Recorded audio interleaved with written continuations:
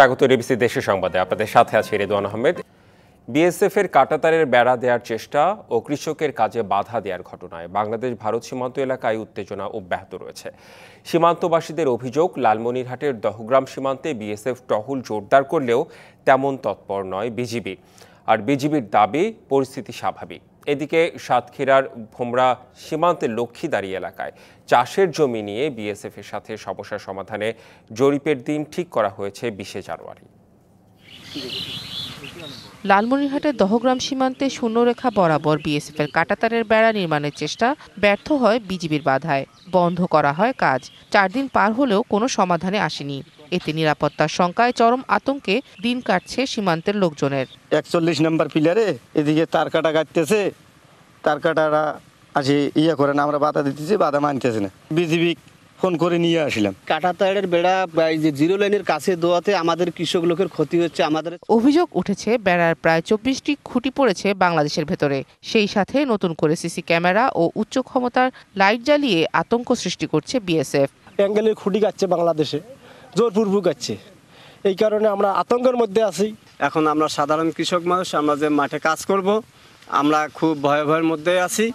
এই অবস্থায় শূন্যরেখায় না যাওয়ার আহ্বান জানিয়েছে বিজিবি। এতে ফসল পরিচর্যা করতে সমস্যায় পড়ছেন চাষিরা। স্থানীয়রা বলছেন, এই সীমান্তে বিএসএফ এর নজরদারি বাড়লেও বিজিবি সদস্যের উপস্থিতি নেই বললেই চলে। সীমান্তের কাছাকাছি তাঁবুটা নিয়ে পাহারা দিচ্ছেন ওই এলাকার কেউ কেউ। তবে দহগ্রাম সীমান্তের পরিস্থিতি স্বাভাবিক বলে দাবি বিজিবির। বসে মোকাবেলা করতেছি ওদের সাথে, ওরা খুব ভয়ভীত দেখাচ্ছে আমাদেরকে। বিজিবি মনে করে হুদি আছে, হুদি নাই, হুদি আছে, হুদি নাই। এখন এই বিজিবি আসতে আসতে হয়তো আমাদের একটা দুর্ঘটনা ঘটে দিতে পারে। এদিকে অনুপ্রবেশ সহ সীমান্ত হত্যা বন্ধে সবার সহযোগিতা চেয়েছে বিজিবি। বিজিবি একার পক্ষে সম্ভব না, আমরা আপনাদেরকে নিয়েই সীমান্ত সুরক্ষা করতে চাই। আপনারা যদি সচেতন হন, আপনারা যদি সীমান্তের ওপারে না যান, সীমান্ত অপরাধে না জড়ান, সেটাই আপনাদেরকে সচেতন করার জন্য আজকে এই ক্ষুদ্র প্রয়াস। এদিকে সাতক্ষীরার ভোমরা সীমান্তে লক্ষ্মীদারি এলাকায় চাষের জমি নিয়ে সমস্যার সমাধানে বৈঠক হবে 20 জানুয়ারি। সেই দিন দুই দেশের সার্ভায়ার, বিএসএফ ও বিজিবির উপস্থিতিতে জরিপ হবে। সীমান্ত এলাকায় নিরাপত্তা জোরদারের কথা জানিয়েছে বিজিবি। তারপরও আতঙ্ক কাটছে না স্থানীয়দের। ঝুঁকি এড়াতে বাড়ির বাইরে যাচ্ছেন না অনেকে। জমি কেউ চাষ করতেছ না, যার জমি সেবা আছে, এখন চাষ করতে ফুল নিষেধ। বাবার উপরে সিদ্ধান্তটা ফাইনাল হবে। আর এখন আপাতত পরিস্থিতি স্বাভাবিক আছে। তবে স্বাভাবিক রয়েছে ভোমরা স্থলবন্দরের পণ্য আমদানি রপ্তানি। Sheikh Nigar Sultana, DBC news desk. সীমান্তে এখন কোনো উত্তেজনা নেই, পরিস্থিতি স্থিতিশীল রয়েছে বলে জানিয়েছেন স্বরাষ্ট্র উপদেষ্টা অবসরপ্রাপ্ত লেফটেন্যান্ট জেনারেল জাহাঙ্গীর আলম চৌধুরী। এ সময় তিনি বলেন, আগামী মাসে বিজিবি ও বিএসএফ এর মধ্যে ডিজি পর্যায়ে মিটিংয়ে বিষয়টি নিয়ে আলোচনা করা হবে। দুপুরে ময়মনসিংহে এক মতবিনিময় সভা শেষে সাংবাদিকদের এসব কথা বলেন তিনি। এখন কোনো উত্তেজনা নাই, এখন পরিস্থিতি মোটামুটি স্বাভাবিক অবস্থায় আছে। এখন তারাও আর কাঁটাতারে বেড়া নির্মাণ করতেছে না, এখন একটা অবস্থায় আছে, স্থিতি অবস্থায় আছে। প্লাস আমরাও বলছি যে আগামী মাসে বিজিবি এবং বিএসএফ এর ডিজি পর্যায়ে একটা মিটিং আছে, ওই মিটিংয়ে এইগুলি আলোচনা হবে। শেখ হাসিনা ক্ষমতা রক্ষার জন্য গোপন চুক্তির মাধ্যমে ভারতের স্বার্থে সবকিছুই দিয়েছেন। শিশু ও তরুণদের হত্যা করে তিনি তার সিংহাসন টিকিয়ে রাখার চেষ্টা করেছেন, এমন অভিযোগ বিএনপির সিনিয়র যুগ্ম মহাসচিব রুহুল কবির রিজভীর। দানবদের শেষ রক্ষা হয় না। আর বলেছেন কি, তার ক্ষমতা রক্ষা করার জন্য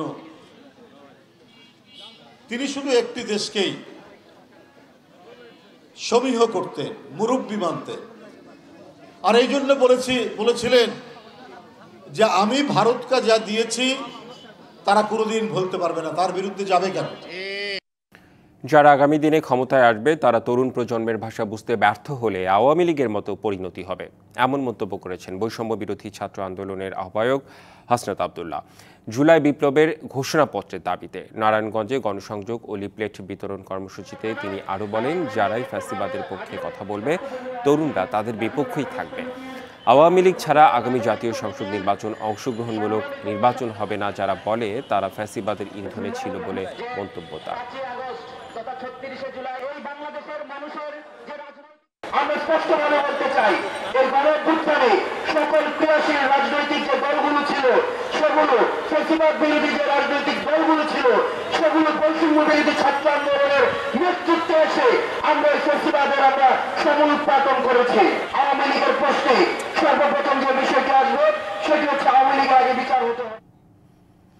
দেখবেন জুলাই আগস্ট গণ অভ্যুত্থানে শহীদদের পরিবার নিয়ে বিশেষ রিপোর্ট জুলাই ক্ষত, নিবেদন করেছে এক্সপো গ্রুপ।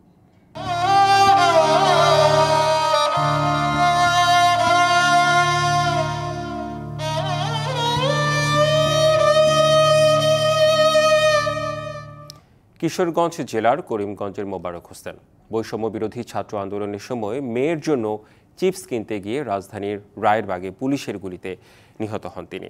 এখনও বাবার অপেক্ষায় পথ চেয়ে বসে থাকে ছোট্ট শিশু আদিবা। আর পরিবারের একমাত্র উপার্জনক্ষম ছেলেকে হারিয়ে দিশেহারা পরিবার। সহযোগিতার পাশাপাশি জড়িতদের বিচারের দাবি স্বজনদের। 7 বছর বয়সে বাবা দ্বিতীয় বিয়ে করে আলাদা হয়ে গেলে মা ও 7 মাস বয়সী ছোট ভাইয়ের দায়িত্ব নেন মোবারক হোসেন। স্ত্রী সন্তান সহ তাদেরকে নিয়ে রায়েরবাগের আপন বাজারে ভাড়া বাসায় থাকতেন। একটি ইলেকট্রনিক্সের দোকানে কাজ করে চলত তার সংসার। বৈষম্যবিরোধী ছাত্র আন্দোলন চলাকালে 19শে জুলাই জুমার নামাজের পর 2.5 বছর বয়সী শিশু আদিবার জন্য চিপস আনতে যান মোবারক। বাসার নিচে নামতেই পুলিশের গুলিতে লুটিয়ে পড়েন মাটিতে। ছোট ভাই ও স্থানীয়রা তাকে উদ্ধার করে নিয়ে যায় স্থানীয় হাসপাতালে, কিন্তু চিকিৎসা দিতে অপারগতা প্রকাশ করেন ডাক্তার। পরে ঢাকা মেডিকেল কলেজ হাসপাতালে জরুরি বিভাগে নিয়ে গেলে মৃত ঘোষণা করেন চিকিৎসক। জুমার নামাজ পড়ে বাসায় আসছিল, আইসা খাওয়া দাওয়া কইরা পরে ওই কইতেছে যে চিপস খামু, তো বাসার নিচে আমি চিপস লয়ে যাই, এই সময় গুলাগুলির ভিতরে পরে গুলি খায়। যে তো আমার মাই আছে, ওর তো একটা ভবিষ্যৎ আছে। সরকার যে আবেদন করি যে আমার মায়ের ভবিষ্যৎটা লাগিয়া সহযোগিতা করে। মরদেহ দাফন শেষে রায়েরবাগ থানায় মামলা করতে যান পরিবার, কিন্তু দেখেন উল্টো পুলিশই মামলা দিয়ে রেখেছেন মোবারকের নামে। মামলা না করেই ফিরে আসেন স্বজনরা। এখন সরকারের কাছে সঠিক বিচারের দাবি মোবারকের পরিবারের। আমার বহুত কষ্ট করে দুইটা ছেলেরে আমি মানুষ করে পৌঁছে গেছে, আমার প্রতি গুলি খায় মারা যায়। আমি সরকারের বিচার চাই। এরই মধ্যে পরিবারটিকে আর্থিক সহায়তা দিয়েছেন স্থানীয় রাজনৈতিক নেতারা। বিএনপি এবং জামাত ইসলাম বাংলাদেশের পক্ষ থেকে এই পরিবারটিকে আর্থিক সহায়তা দেওয়া হয়েছে এবং বিভিন্নভাবে সহযোগিতা চলমান আছে। শহীদ পরিবারকে সহযোগিতার পাশাপাশি কর্মসংস্থানের আশ্বাস জেলা প্রশাসনের। শহীদদের পরিবারকে আর্থিক সহায়তা দেওয়া হয়েছে। আহতদের যে সমস্যাগুলো এগুলো আমরা তালিকাভুক্ত করেছি এবং তাদের জন্য কর্মসংস্থান যাতে করা যায় সে বিষয়ে আমরা একটা পরিকল্পনা গ্রহণ করেছি। তদন্ত করে দোষীদের দ্রুত শাস্তি দেওয়ার দাবি মোবারকের পরিবারের। DBC news desk. দেশের সংবাদে নিচ্ছে একটি বিরতি, সঙ্গেই থাকুন। স্বাগত আরও একবার ডিবিসি দেশের সংবাদে। কক্সবাজারে উখিয়া উপজেলার রোহিঙ্গা ক্যাম্পের বাথরুম থেকে মা মেয়ের মৃতদেহ উদ্ধার করেছে এপিবিএন পুলিশ। সকালে উখিয়া উপজেলার কুতুপালং 3 নম্বর রোহিঙ্গা ক্যাম্পের F75 ব্লক থেকে তাদের মরদেহ উদ্ধার করা হয়। স্থানীয়রা জানান, ভোরে কুতুপালং 3 নম্বর রোহিঙ্গা ক্যাম্পের 2 বাসিন্দা ফজরের নামাজ আদায়ের জন্য বের হলে পাশে মা ও মেয়ের কক্ষে লাইট জ্বালানো দেখতে পান। ওই কক্ষে উকি দিয়ে তাদের দেখতে না পেয়ে খোঁজাখুঁজি শুরু করেন তারা। এক পর্যায়ে শেডের পাশের একটি বাথরুম ভেতর থেকে বন্ধ দেখে সন্দেহ হয়। এ সময় পাশের আরেকটি বাথরুম থেকে উকি দিয়ে মা ও মেয়েকে মেঝেতে পড়ে থাকতে দেখেন তারা।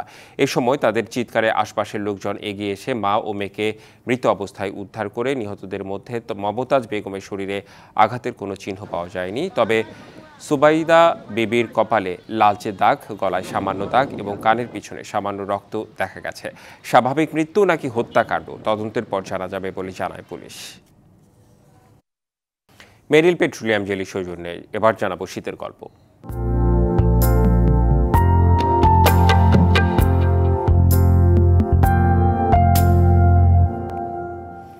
বেশ কয়েকদিন পর পঞ্চগড়ে আবারও বইছে মৃদু শৈত্যপ্রবাহ। রেকর্ড করা হয়েছে 9.6 ডিগ্রি সেলসিয়াস তাপমাত্রা। রাত থেকে ঘন কুয়াশায় ছেয়ে গেছে জেলার সড়ক মহাসড়ক। দুর্ঘটনা এড়াতে হেডলাইট জ্বালিয়ে যানবাহন চলাচল করেছে। তবে বেলা বাড়ার সাথে সাথে কুয়াশার পরিমাণ কমতে থাকে। হিমালয় থেকে আসা হিমেল হাওয়া শীতের তীব্রতা বাড়িয়ে দিচ্ছে। বেলা বাড়ার সাথে সাথে সূর্যের দেখা মিললেও কাঙ্ক্ষিত উত্তাপ ছড়াতে না পারায় শীত অনুভূত হচ্ছে। বাতাসে আর্দ্রতা ৯৯%। কনকনে ঠান্ডায় কাজে বের হতে বিড়ম্বনায় পড়ছেন স্বল্প আয়ের মানুষ। তবে শীত বা কুয়াশায় যাই থাকুক, থেমে থাকছে না জনজীবন। ছিন্নমূল মানুষদের সহায়তায় কার্যক্রম অব্যাহত রেখেছে সরকারি ও বেসরকারি সংগঠনগুলো। এদিকে চুয়াডাঙ্গায় রেকর্ড করা হয়েছে 12.4 ডিগ্রি সেলসিয়াস তাপমাত্রা। কুয়াশা ও বাতাসের প্রভাব তেমন না থাকায় স্বাভাবিক রয়েছে জনজীবন। তবে হাসপাতালগুলোতে বেড়েছে ঠান্ডাজনিত রোগী, বিশেষ করে শিশু ও বয়স্করা আক্রান্ত হচ্ছেন ডায়রিয়া ও ঠান্ডাজনিত জ্বরে। দেশের সংবাদে নিচ্ছে আরেকটি বিরতি, সঙ্গেই থাকুন। স্বাগত আরও একবার ডিবিসি দেশের সংবাদে।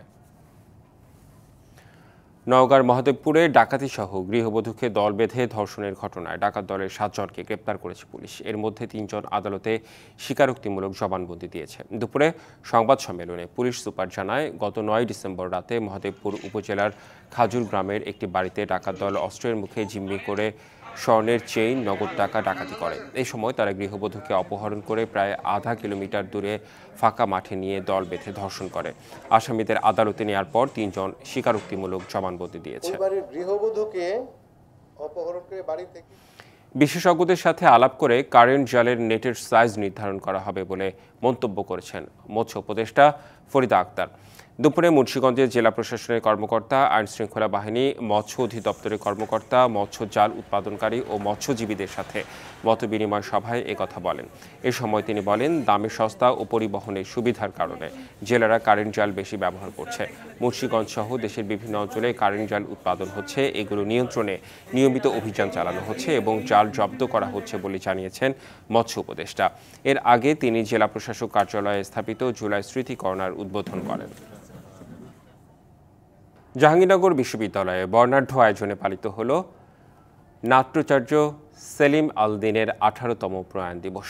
সকালে নাটক ও নাট্যতত্ত্ব বিভাগের উদ্যোগে বিশ্ববিদ্যালয়ের পুরাতন কলা ভবনের সামনে থেকে একটি স্মরণ শোভাযাত্রা বের হয়।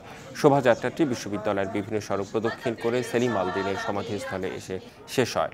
পরে বিশ্ববিদ্যালয়ের বিভিন্ন বিভাগ ও নাট্য সংগঠনের পক্ষ থেকে সমাধিতে শ্রদ্ধা জানানো হয়। পরে এক আলোচনা সভায় সেলিম আল দীনের নাট্যচর্চার অবদান এবং বাংলাদেশের নাট্য আন্দোলনে তার ভূমিকা নিয়ে কথা বলেন বক্তারা।